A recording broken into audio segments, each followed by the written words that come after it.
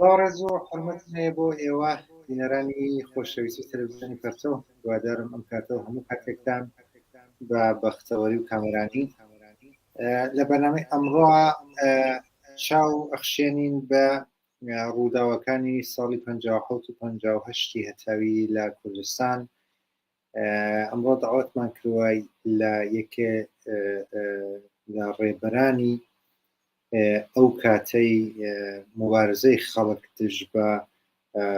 چ شاوەت دوای دژ بە جمهوری ئیسلامی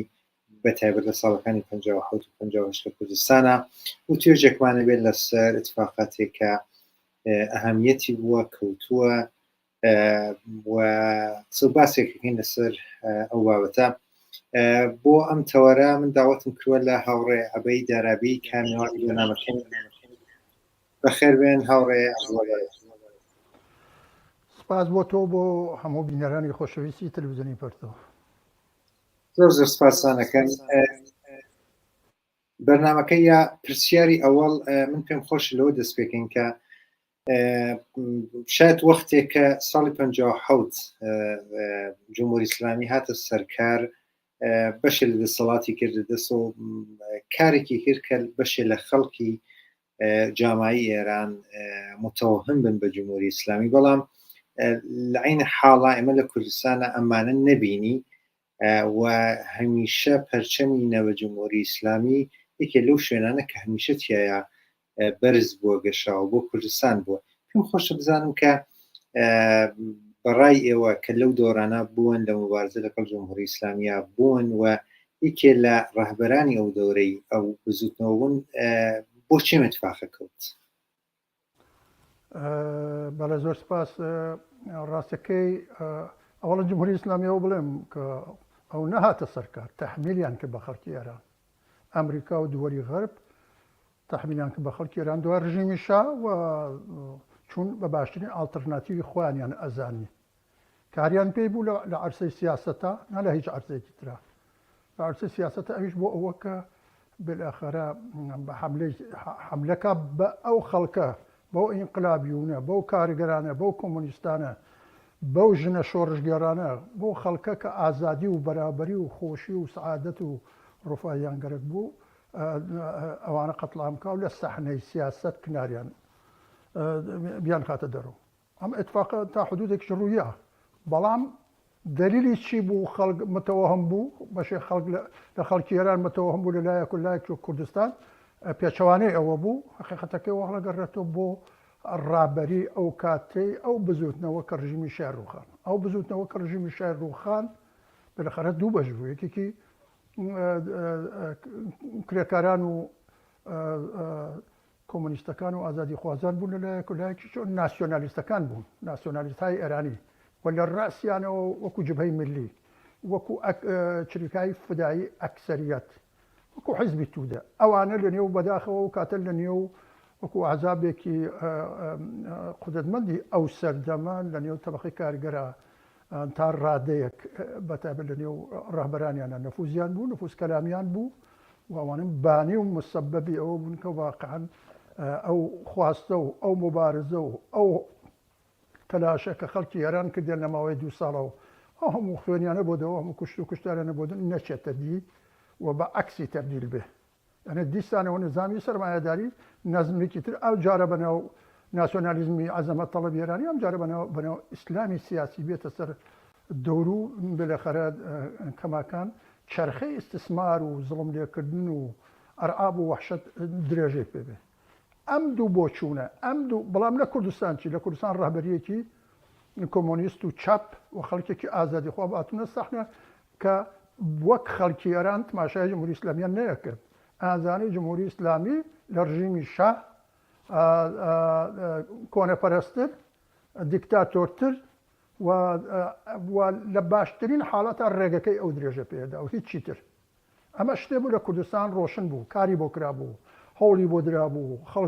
هەسوڕابوو لەم چوارچێوە. بۆیە ناشتینی ئەم پەدیدە بەناو جمهوری ئیسلامی و یا ئیسلامی سیاسی کە بۆ یەکەمین جار لە ئێرانە هاتۆتە سەردەور و هەمیشە لە ژێر باڵی ئابای سەڵتەنەتە ژیاوە زندگی کردووە، چ لە دەوری قاجارڕە چ لە دەوری پەهلەویە. ئەمانە ئەو ناسیۆنالیزمە سەراسەریە ئێرانیە کۆمەکی پێکرد خۆمەنیان ناسەرشانی ئەوانە و تەحمیلان کرد بە خەڵکی ئێران و بەتایبەت بە تەبەقەی کارگەر ئەینی ماجەرا خودی ئەو ڕژیمەش کە ناوی ڕژیمی جمهوری ئیسلامی بوو بەلافاصلە بۆ هێزە کە ڕژیمی پاشایەتیان ڕووخان حملەی کرد بە هەزاران کەسی لێ گیرا و کوژرا و قەتڵ عام کرا و بە خەڵکی کوردستانیش هێرشکرایە سەر خەڵکی کوردستانیش ئەو خەڵکە کە ئەو ڕژیمیان ناویست ئەیان ناسی ئەنزانی لەباری تەبەقاتیەوە چییە ئەگەر بێتە سەر حکم لە باشترین حاڵەتە هەر ئەو کارەکە کە ڕژیمی شای مستەبد و ڕژیم شای ڕژیمی پهلەوی کردی کە لەو کاتا یەکەمی شعاریان ئەوە بوو کە شتێکە خەڵک لێترساوە بوو کە واقعاً جارێ بەدەستی جمهوری ئیسلامی بگیرایە کە چونایەوە دیوار موش دەر موشم بوودان بگیرایە گەڕانەوەی نەبوو کوژرا و بالاخره بەردانی نەبوو بۆیە ئەم دوو ڕەهبەریە ئەم دوو شکڵە لە تێڕوانین بۆ ئاڵوگۆڕی لابرنی ڕژیمی سەڵتەنەت و هێنانە سەرکاری ڕژیمی ئیسلامی و یا ئیسلامی سیاسی تووشت بوون لە ئێرانە کارێگەر بوون بەداخەوە ناسیۆنالیزمی ئێرانی و حتا ناسیۆنالیزمی کوردیش بەڵام چون فەزای کوردستان تند و ڕۆشنتر و ئاگاهتر و ئەتکای بە تودەی خەڵک و بەکرێکار و زەحمەتکێش لە کوردستانە بوو و لە ڕەهبەریەکەیش و کۆمۆنیستەکان هەدایەتیانە کرد ناسیۆنالیزمی کورد ئەگەر چی چەند جار چووە تاران و چووە قوم و دەستی خومێنیان ماش کرد و کە بەو کاروانەی ئەوان پەیوەست بن بەڵام نەیانتوانی چون ڕژیمی جمهوری ئیسلامی ئەیزانی کە ناسیۆنالیزم لە کوردستان ناتوانێت خەڵک بەو شێوە کە جمهوری ئیسلامی گەرەکێسی بێنتە ژەڕێکێفیان ئەمە ئەو ئیتفاقە بوو کە لە ساڵی 57 ڕوویدا و مشکلە ئەساسیەکەشی وتم ئەو ڕەهبەریە بوو کە لە سەتحی سەراسەریا بوو و مثبەتەکەشی ئەو ڕەهبەریە بوو کە لە کوردستانە بوو. زۆر سپاسانەکەم. لە دوای ڕوخانی یا لە دوای هاتنە سەرکاری جمهوری ئیسلامی کەمان بێ دروسترا یا بە قەڵیەوە تەحمیلی جمهوری ئیسلامی کۆمونیستەکان ئازادی خوازەکان هەمیشەوە داعیانە مەطرح کردووە کە جمهوری ئیسلامی و سەڵتەنەت ئیدامەی یەک بوون هیچ فەرقێکیان نییە و هەر ئیدامەی یەک بوون لە پاڵیشیا سەڵتەنەت تەڵەبەکان بتابەت لەم ساڵانی ئاخرۆ هەمیشە باسەویانە کردووە کە چەپەکان و کۆمونیستەکان بوون کە جمهوری ئیسلامیان هێناوە سەرکار. پێم خۆشە وەکو کەسێکە لە توولی مبارزەتانە هەر سەڵتەنەتتان بینی و وحدە جمهوری ئیسلامی و لە مبارزە بوون پێم خۆشە بزانم ئێوە چۆن تماشای مۆزوعەکەن. بەڵێ ئەم نکتێکی مهمە بەنظرم پرسیارێکە کە ئمڕۆژ ئەبێت جوابی پێ بدرێتەوە چون هەروەکو خۆی ژارە پێ سەڵتەن تەڵەبەکان ئەڵێن ئەن چەپەکان و جمهوری ئیسلامی دەستیان ناو دەستێک و ڕژیمە باشەی پادشایی و سەڵتەنەتیان ڕوخانە حیف ئەهەن باژنە خۆیانە ئەوان گەرێکیانە جارێکی تر حەزبی توودە و ئەکسەریەت حزبی ئەکسەریەت بە ناو چەپ و کۆمۆنیست بە خەڵک بفرۆشن لەنەوانە کۆمۆنیزمون ئەوانە کۆمۆنیست نەبوون ئەوانە کەسانی بوون چوونە ژێر پەرچەمی جمهوری ئیسلامی و ئەوان کەسانی بوو دفاعیان لە سەرمایەیە کرد و پێیان وابوو کە خۆمینی ئەو کەسە کە زدی ئیمپریالیزمە چون خۆیان سەر بە رووسیای ئەو کاتە بوون سەر بە شۆرەوی ئەو کاتە بوون و پێیان وابوو ئەمە ئەو شتەسە کە ئەوان گەرێکیانە بەڵام لە ئەساسە سەڵتەنەتەکان قسەکەیان ڕووی لە ئێمە ڕووی لە کۆمۆنیزمی کارگەریە کە کۆمۆنیزم کارگەری دژی نظامی سەرمایه‌داری و نابەرابەری و بێعەداڵەتی دژ بە کۆمەلگایە دژ بە تەبەقەی کارگەرە دژ بە ژنانە حقیقەتەکە ئەوەیە کە ئەم دوو ڕژیمە بۆیە ئێمە هەمیشە تاکیدمان کردووە کە جمهوری ئیسلامی ئیدامە دەری لە عەرسەی سیاست و اقتصاد و لە عەرسەی فەرهەنگ و لە عەرسەی کۆمەڵاتی اجتماعیە ئیدامە دەری ڕژیمی پاشاییە چون عینی ئەو کارە ئەو کردی ئەمان عینی ئەو شتیانە کردووە بێ زیاد و کەم چون ئەمان ڕژیمێک سەرمایەدار بوون ئیستثمار منشەی فکریان بووە عەقلیەتیان بووە ئەم ڕژیمەش عینی ئەو شتێ کردووە و لەوانش خراپتری کرد هەر یەک کاریان کردو دووهەم وەتی چوونە سەر کورسی قدرت هاتنە خوارەوەیان نییە الان جمهوری ئیسلامی الان خۆمەینی و خامنەی الان 45 ساڵە لە ئەریکەی قودسن ئەو مرد گەیی بە عەلی خامنەی بەخاترەوە کە کوڕەکەی بکە بە جانیشین خۆی ئەوە تاوەکو ئیسە کە 45 ساڵ لە تەمەنیان ئەگوزارێن خۆی لەسەر ئەریەکەی قودرەتە و خۆی ئامادە کردووە بۆ ویانە تەواوی حریفانی کوڕەکەی کە مەبادا دوای خۆی ئەگەر بمرێ ئەوان بێنە سەر حکم بێنە جێەکە علی خامنەیە ئەوانەیە حەزب کردو لە سیاسەتەوە هەموو خەڵکی دەزانێت بۆیە ئەوە ئاینی سەڵتەنەت جان ناوی سەڵتەنەت نیە ناوی جمهوریە بەڵام وەکو سەڵتەنەت گەرەکەتی کوڕەکەی خۆی بنێتە جێ ئەمە لایەکی ئستبداد ڕەوشی هەردووکیان بووە استثمار ڕەوش و کارکردی ئەمەری هەردوو لایەن بوو هەردوو لایەن زدیژن بوون استثماریان کردووە هەردوو لایەن دیکتاتۆر بوون هەردوو لایەن واقعاً هەر کەسێک بەرامبەر بە سەڵتەنەت و بەرامبەر بە جمهوری ئیسلامی تەلاشی کردوێ بەلەخەرە یا حەزبیان کردو لە سەحنەی سیاسەت یا بەلەخەرە زیندانیان کردو یا بە شێوە جۆرە جۆر خونسایان کردو لە بینیان بردووە تەواوی ئەو خصوصیاتە کە دەوڵەتی سەڵتان تەڵەب بووی ئەم دەوڵەتش هەستی بە تەریقی ئورا هەسی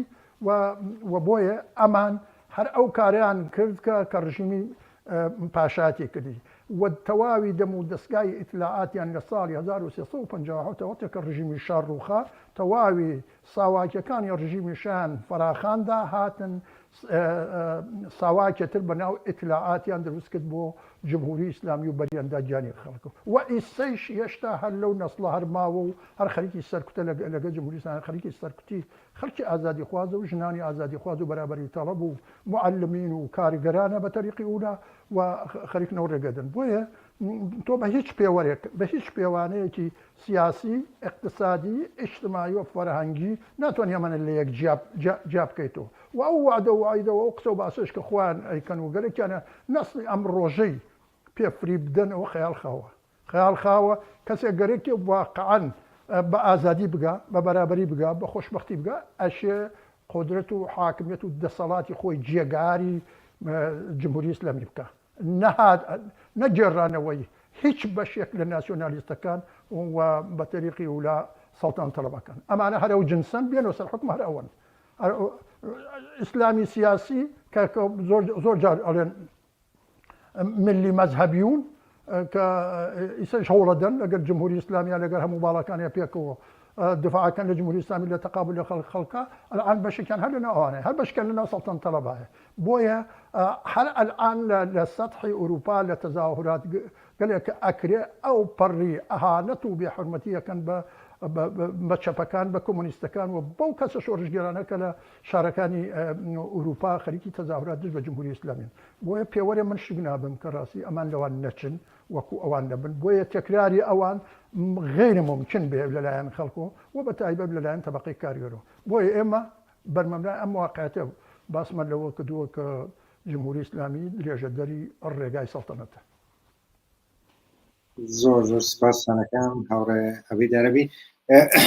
پرسیارێکی تر یا پاسێتر کە ئەگەر گەڕینەوە بۆ سەر بۆ کوردستان تقریبەنی ترمە واردی بەهاری ساڵی 58 شەبین و فەرمانی خومەینی بۆ سەر هێرشکردن بە کوردستان یەکێک لەو خاڵە تاریک و ڕەشانەی کەوا بێ دەستپێکی جمهوری ئیسلامی دەستپێکرێکی لە خاڵە ڕەشەکان گرنگەکانی هەسی بەڵام پرسیارەکە وەسەکە ئەو کاتە بۆ ئەم فەرمانەدرا بۆ فەرماندرا کە حمڵەکەن بە کوردستان حمڵەکەن هەوایی زەمینی و کارێکیان کرد کە ماڵ و حاڵی خەڵکیان وێران کرد و حتا کوشتارێکی زۆر و ئاوارگیکی زۆریان بە خەڵک تەحمەڵ کرد. بەڵێ ئەو تاریخە ئەو ڕووداوانە کە لەم تاریخە کە تۆ ئیشارە پێەکەیت ڕووداوە بەنەزم لێرە ناگەڕێتەوە چون زۆر هەم مهم بوون ئەم بەڕاستی تاوەکو ئیسە کە 44 ساڵیشە خەبات و اعتراض و مبارزێ لەو چەشنە ڕووی نەداوە دژ بە نظامی سەرمایە و دژ بە جمهوری ئیسلامی بۆیە گرنگن بەداخەوە فرسەت نییە کە من لەسەرانە قسەکەم بەڵام گەرەکمەوە بڵێم کە یەکێک لە ئەساسی ترین خاڵەکانی ئەوە بوو کە کۆمۆنیستەکان وتم لە ڕەهبەری ئەم بزوتنەوە بوون کە لە کوردستانە تەلاشی ئەکرد کە جمهوری ئیسلامی سەقام نەگرێ خۆی چارەنووسی خۆی بەدەستی خۆی ئەمزاکات و خۆی ژیانی و بەختەوەری خەڵکەکەی بەڕێوە بە ئەمە مەسەلەیەکی فۆقڵادە مهم بوو کە چەندێ بۆ ڕژیمی شا سەخت و نیگەران کننده بوو لە دەورەی خۆیان دوو بەرابەر بۆ ڕژیمی کۆنەپەرستی جمهوری ئیسلامی سەخت و نادروست بوو. بۆیە لە طریقی هەوا و لە طریقی زەوی و بەخۆی و تەواوی ئەو کەسانە کە لەباری تەبەقاتی و لەگەلی بوون، وەکو ئیسلامیە کوردەکان، وەکو مفتیزادە، وەکو هەموو ئەو کۆنەپەرست و مرتجعانەی کە لە کوردستانە بوون، سەرمایه‌دارانی کوردستان کە لەگەڵ جمهوری ئیسلامیا بوون، بەلاخەرە تەلاشیان کرد لە طریقی هەوا و لە طریقی زەوی و کوردستانیان کرد بە گۆمی خوێن و زۆرێکی حتا لەم ئازادی خوازانە خانوو و ماڵ و ژیانێک کە بە جیانی هێشت ڕژیم غەسبی کرد و مسادەری کرد و بردی. بم گەرەکمەوە بڵێم کە کوردستان ئەکوڵا، ینی خەبات و ئەعتراض و ناڕەزایەتی دژ بە ئیستثمار، دژ بە چەوسانەوە، دژ بە بێعەداڵەتی، جست بە نابەرابەری لە هەموو شار و گوندەکانە شەپۆلیەدا، بۆیە وەختێک گەرەکی بۆ حمڵەکە خەڵکی کامیاران دوو جار بەژن و مناڵەوە هاتن سەر شەقامیان گرت و نەیانێ ستوونەکانی جمهوری ئیسلامی بێ بە کوردستان. لە شەڕێکی گەورەی بە خەڵکی شاری سنە تەحمیل کرد کە لە تاریخە کەم نەزیرە و ئەو خەڵکە توانیان لە بەرابەر جمهوری ئیسلامیە بوێسن وتوانیان دەرسێ بە جمهوری ئیسلامی بدەن کە واقعاً بێنەزیر بێت. ئەمە لایەکی لە شاری مەریوان گەورەترین کۆچی تاریخی کراوە، یعنی شارێک بەو عەزەمەتە هەڵساوە لە یەک سعاتی معەنە شاری چۆڵ کردووە، ڕۆشتۆتە 15 کیلومتری شاری مەریوان کە 5 کیلومتر بە مەرزی ئێران و عێراقی فاصلەی بووە. ئەمە شتێکی ئاسانە لە گەڕانەوەی ئەلان کە من باسیەکە، بەڵام واقعاً عملیکردنی ئەم شتە و باوەڕ پێکردن بەم شتە زۆر سەختە. شارێک بلەخەرە بێ بەم چەشنە شارەکەی جێبێ لە بەخاترەوە قەتڵام دەکرێت، شارەکەی جێبێ لە بەخاترەوە کە بۆمباران دەکرێت، بەخاترەوە کە تۆپباران دەکرێت، بەخاترەوە کە خوێناوی تر نەبێت لەوە زیاتر. چون بۆچی وابوو؟ بۆ کە جمهوری ئیسلامی ئەو کاتە خومینی نوێنەری ڕاستەقینەی خۆی نردبوو ئەوێ هەر کەسێکی بینی جلوبەرگێکی باشی لەبەرا بوو، ڕنگ و ڕوخسارێکی بوو لەوان نەیەچی و ڕیشی نەبوو، نازان فڵانی نەبوو، بلا فاسەیان کرد و ئادامیان دەکرد. ئەمە نەک لە کوردستان لە سەرتاسە ئێرانەوە بوو، بە تەریقی ئولا لە کوردستان بەم چەشنە بوو. دەرەکمە بڵێم کە ڕێپێوانێک لەلایەن خەڵکی سنە و شارەکانی کوردستانەوە بۆ حەمایەت لەو کۆچە لە کۆچی ئەو خەڵکی ئەو شارە بەنظەم لەبار تاریخیەوە کەمیانە بوو. ئیستا بواە بە نظر من دەنگێداوە بەخاتر پێشرفتی امکاناتی ئینفۆرماتیک و نێتێکە لە ئەن وجودی هەیە. وێمە گەرەکمە بڵێم کە ئەم شارانە لە گشت شارەکانە هەرکان بە شێوەیە ڕوویداوە، بربەرەکانێ مقاومەت بەشێک لە ژیانی خەڵک بووە، چونیانزانانی ڕژیمە مەترسیدارە، ڕژیمە خەتەرناکە، ڕژیمە بلەخەر ڕەحم بە کەس ناکەوەنیشی کرد بە مانای واقعی کەلیمە. وێمە گەرەکمە بڵێم کە ئەم داستانە لێرۆسە چاوی گرت، لێرۆسی چاوی کە جمهوری ئیسلامی زۆر جمهوری ئیسلامیە کە ئەو ئانە لە فازی تەحمیلکردنا بوو، لە فازی ئەوە بوو کە بێتە پێشەوە پێشڕەوی کات و ئەو مەملەکەتە بۆ هەتایە داگیرکە ئەم مانعە گەورەیە جی و ئەو مانعە گەورە الان بۆتە سمبول و بۆتە ئاوێنە نمای خەبات و ئاعترازی بەشێکی هەرە زۆر لە سەطحی ئێرانە. وێ من گەرەکمەوە بڵێم کە جمهوری ئیسلامی بەخاتر ئەوە ڕاتیەکەی، بەخاتر ئەم چەند خاڵە کە من ئیشارەم پێ کرد زۆر بە کورتی تەسمیمی گرت و کوردستانی خوێناوی کە بەڵام خەڵکۆڵیان نەدا، خەڵک جمهوری ئیسلامیان قبوڵ نەکرد، نەیەکی گەوریان بە پانوبەرینی کوردستان عەلەیهی جمهوری ئیسلامی بەیان کرد، قانون و سیاسەتەکانی جمهوری ئیسلامیان ڕەت کرد و تیانمە تۆمان ناوێ. خۆشبەختانە ئیسا خەڵک لەسەر تاسەر کوردستانە خەرکە ئەم شتاڵەیە کە 44 ساڵ لەوە بەرەوەترە. زۆر سپاسانەکەم هاوڕێ عەبەید عەرەبی. حەزەکەم زۆرتر لەسەر هینە بڕۆین، بەڵام پێوانە بێ مەجالی بەرنامەکەون زۆر بێت،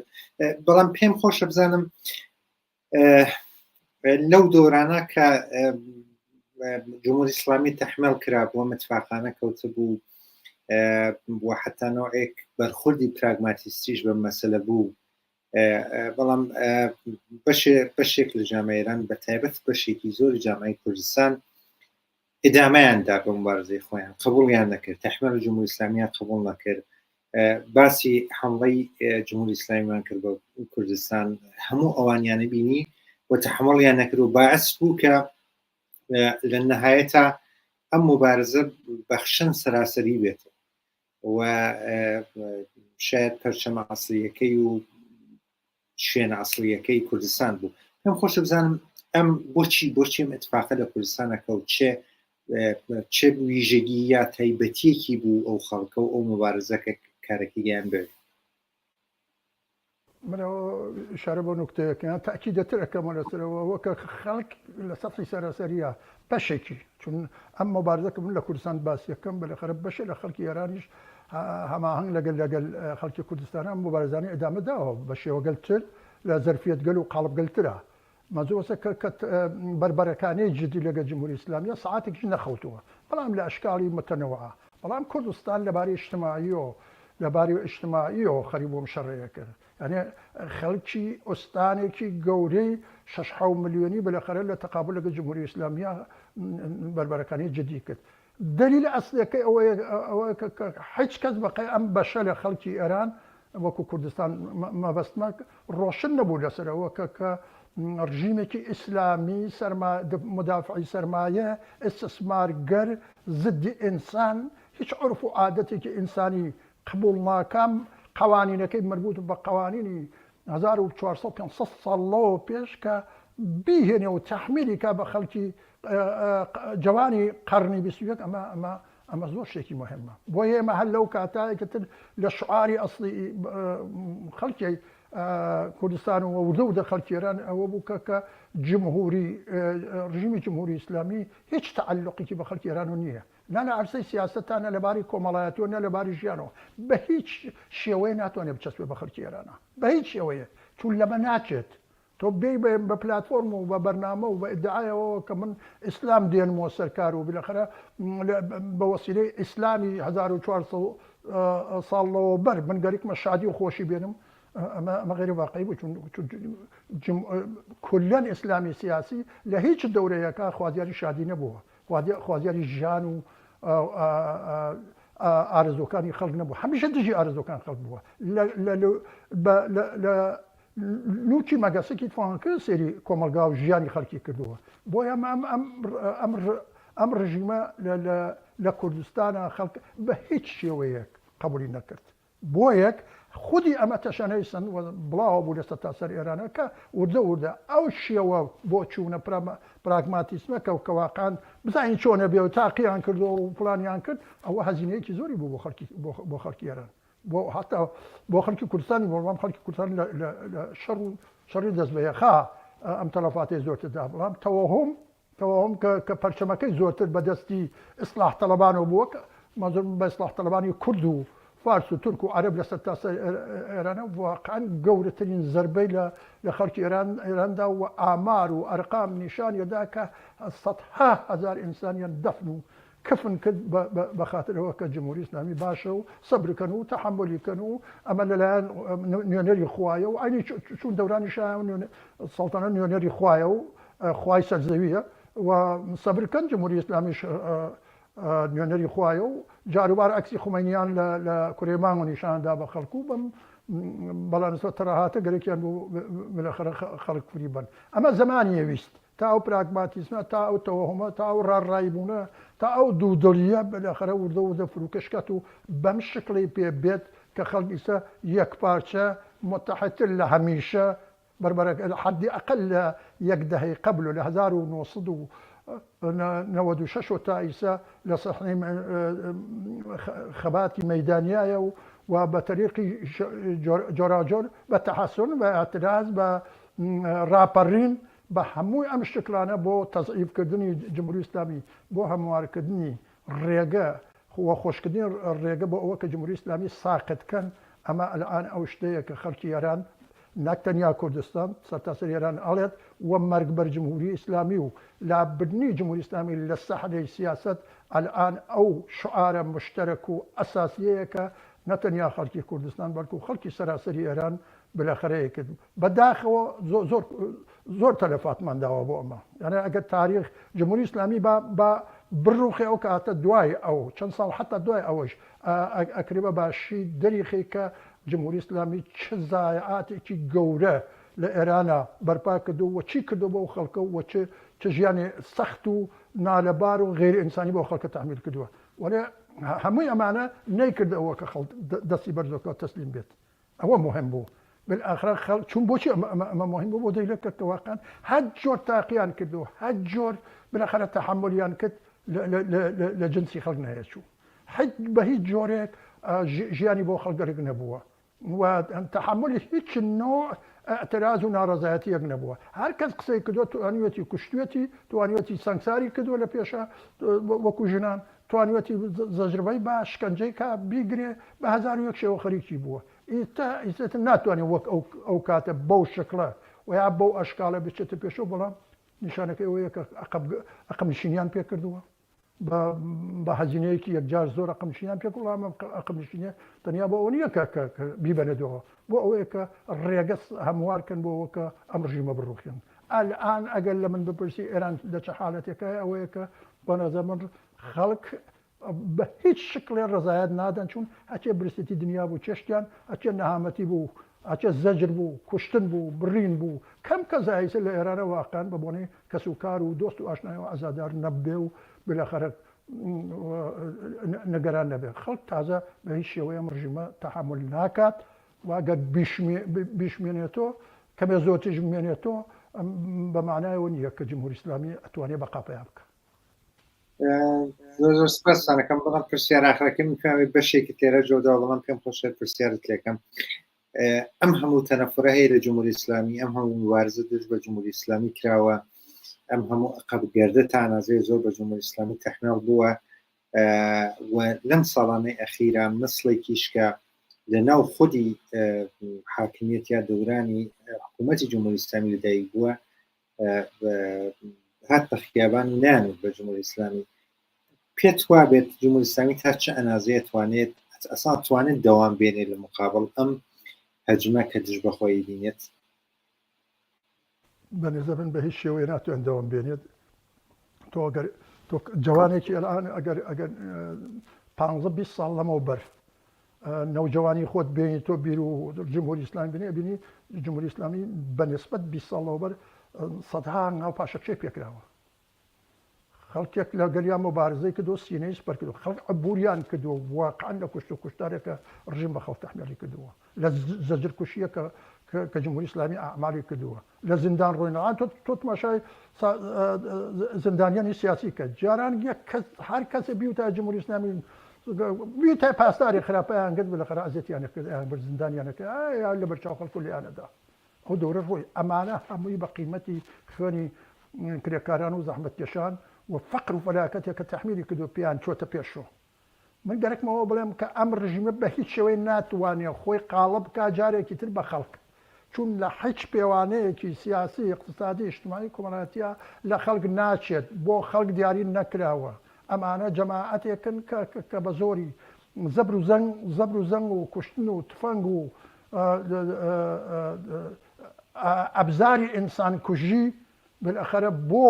بدنی ئەم سەروەتە عەزیمەی ئێران کە ئەل لە چوار دەوری ئێرانە لە پاکستان لە ئەفغانستان لە عێراق لە سووریە لە لوبنان لە فەلەستین لە یەمەن توانیوە حەسارێ بۆ خۆی دروستکە هەمووی سەروەت و سامانی خەڵکێ بوون کە لە ئێرانە کاریان کردو تەلاشیان کردووە بەڵام خۆیان لێی بێبەری بوون